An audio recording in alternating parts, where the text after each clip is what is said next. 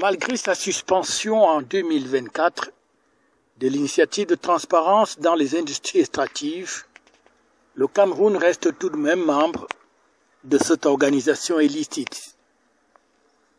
La publication au mois de mars dernier du rapport 2022 de l'ITIE était donc déjà une sorte d'engagement du Cameroun à continuer dans le processus.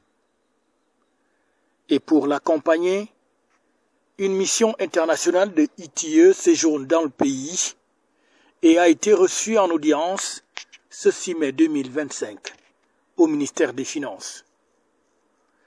L'objet de cette visite était justement d'accompagner le Cameroun sur le chemin du retour au sein de cette initiative de transparence dans les industries extractives. Bien.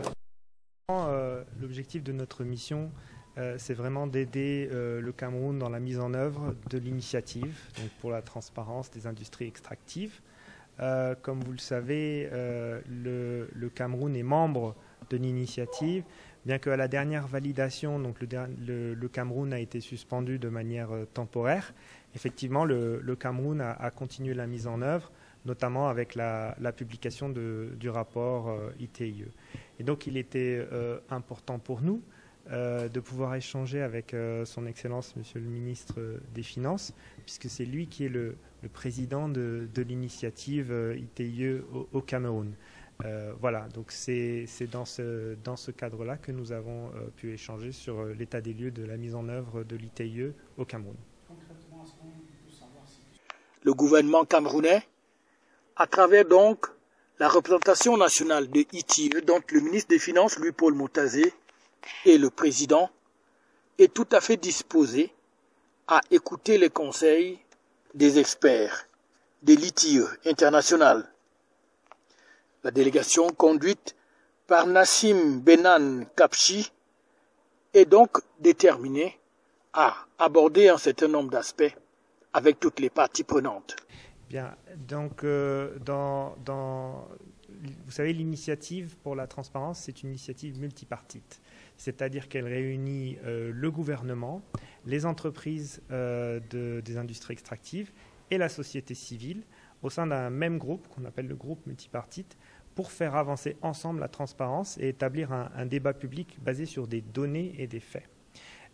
Et donc, il est important pour nous, lors de cette mission, d'échanger avec l'ensemble avec ce qu'on appelle les trois collèges, donc avec les membres du gouvernement, mais également les entreprises, la société civile, voilà, pour pouvoir aider l'ensemble des parties prenantes à l'initiative à la mise en œuvre de la norme ITIE.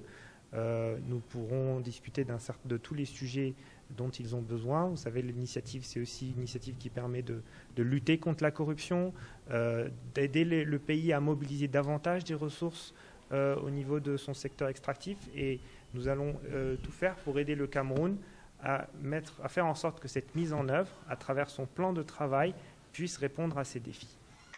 Accompagné de Ahmed Zouari, conseiller Afrique francophone et Moyen-Orient de ITIE, ainsi que de Madame Ondigui, secrétaire permanent ITIE Cameroun, il est question pour le pays d'essayer d'ouvrir davantage et de permettre plus de transparence dans le domaine des extractions au Cameroun.